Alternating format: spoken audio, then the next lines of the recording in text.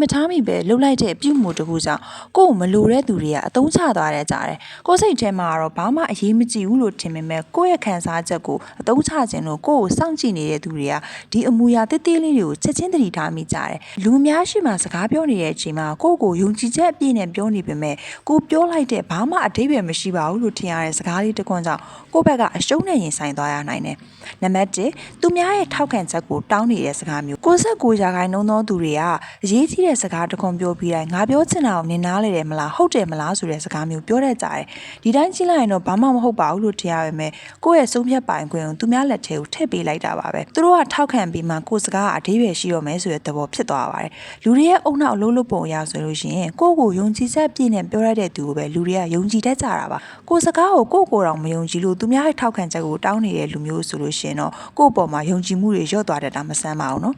နံပါတ်2စကားအမြန်ပြောတာစကားပြောတာကြားလိုက်ရင်တဖြည်းဖြည်းနဲ့ပုံမြန်လာတတ်ကြပါတယ်ကိုလိုချင်တဲ့အနေအထားကိုရောက်လာအောင်ညှိနှိုင်းရင်းနဲ့တဖြည်းဖြည်းစိတ်ဖိစီးမှုတွေရှိလာကြတယ်အဲ့ဒီအချိန်မှာစကားပြောတာပိုပြီးတော့မြန်လာတတ်ကြတယ်ဥပမာပြောရမယ်ဆိုလို့ရှိရင်အယောင်သမားတယောက်ကသူရောင်းတဲ့ပစ္စည်းကောင်းတဲ့အကြောင်းဈေးသက်သာတဲ့အကြောင်းရှင်းပြရင်းနဲ့ပို့ပြီးတော့စကားပြောတာမြန်လာတယ်သူပစ္စည်းကိုရောင်းချင်စောနဲ့အတင်းပြောနေမှန်းကိုယ့်ဘက်ကလည်းခံစားမိလာတယ်ဒီလိုအနေအထားမျိုးမှာဆိုလို့ရှိရင်သူပြောတဲ့စကားတွေကိုသိပ်မယုံတော့ဘူးပေါ့နော်နံပါတ်3ခံစားချက်ကိုလိုက်ပြီးတော့တုံ့ပြန်တာပါဒီအဆင့်ကတော့လူတော်တော်များများလုံးမိတတ်ကြပါတယ်လူတွေကကိုယ်ခံစားချက်ကိုယ့်မြင်တွေကိုမေးခွန်းထုတ်လာတဲ့အခါစိန်ခေါ်တဲ့စကားမျိုးပြောလာတဲ့အခါမျိုးမှာပြန်ပြီးတော့တုံ့ပြန်တတ်ကြတယ်သူတို့ကိုတုံ့ပြန်လိုက်တဲ့အချိန်မှာကိုယ့်ရဲ့အပြုမူတွေလေသံတွေအစားပြောင်းလဲသွားနိုင်တယ်လို့ကိုယ့်ကိုအနာယူခြင်းလို့စောင့်ကြည့်နေတဲ့သူတွေကကိုယ့်ရဲ့အထိမခံနိုင်တဲ့အပိုင်းတွေအားနည်းချက်တွေကိုသိသွားနိုင်ပါတယ်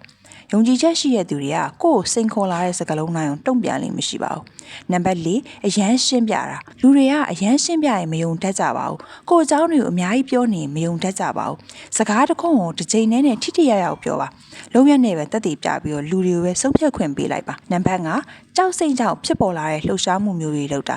လူများရှိမှစကားပြောရင်းနဲ့လှုပ်ရှားမှုတွေအတန်တွေပြောင်းသွားတာခြေထောက်ကိုလှုပ်နေတာဘောပင်ကိုလှည့်နေတာမျက်နှာကိုရှောက်ကင်တာခေါင်းတွေအရန်ညှိတာအဲ့လိုမျိုးတွေလှုပ်တတ်ကြပါတယ်ဒီအပြုတ်မှုတွေကလူတွေကြောက်စိတ်ဝင်လာတဲ့အချိန်မှာလှုပ်တတ်တဲ့အပြုတ်မှုတွေပါစကားပြောနေရင်မလိုအပ်တဲ့လှုပ်ရှားမှုတွေကိုမလုပ်ပါနဲ့နော်ဒီအပြုတ်မှုမျိုးတွေလှုပ်တတ်တဲ့သူတွေရဲ့စကားကိုလူတွေကအလေးနဲ့မထားတတ်ကြပါဘူး။နံပါတ်5စကားဖြတ်ပြောတာသူများစကားပြောနေတဲ့အချိန်မှာကိုကဘာမှမဟုတ်ဘဲနဲ့စကားဖြတ်ပြောတာမျိုးလှုပ်တတ်ကြပါတယ်။တစ်ဖက်လူရဲ့အမြင်မှာတော့ကိုပြောတဲ့စကားပိုရေးကြီးနေလို့စကားဖြတ်ပြောတာလို့ထင်သွားတတ်ပြီးတော့ကိုပြောတဲ့စကားဘာမှလည်းအရေးကြီးနေတာမျိုးမဟုတ်ဘူးဆိုလို့ရှင်လူတွေရဲ့ကိုယ့်ပေါ်မှာယုံကြည်မှုတွေလျော့သွားတတ်ပါတယ်။ကိုသိချင်တာရှိလို့မေးမယ်ဆိုရင်လည်းသူများစကားပြောတာကိုစောအောင်နားထောင်ပြီးမှပဲမေးတင်ပါတယ်။နံပါတ်9သူများကိုမေးခွန်းထုတ်ပြီးတော့တိတ်ဆိတ်နေတဲ့အချိန်ကိုမစောင့်နိုင်တာပါ။ဒီအချက်ကအရေးအကြီးဆုံးပါပဲမိခွန်းတစ်ခုမေးပြီးလို့ရှင်တိတ်ဆိတ်နေတဲ့အချိန်မှာစိတ်ရှိရှိနဲ့စောင့်နေပါနော်အဲ့ဒါမျိုးကိုလူများစုကမစောင့်နိုင်ကြပါဘူးပြန်ရှင်းပြနေတာမျိုးတွေလုပ်တတ်ကြပါတယ်တိတ်ဆိတ်နေတဲ့အချိန်မှာတစ်ဖက်လူကစိုးမဲ့ချက်ချနိုင်မှုအဖက်ဖက်ကစဉ်းစားနေတာပါ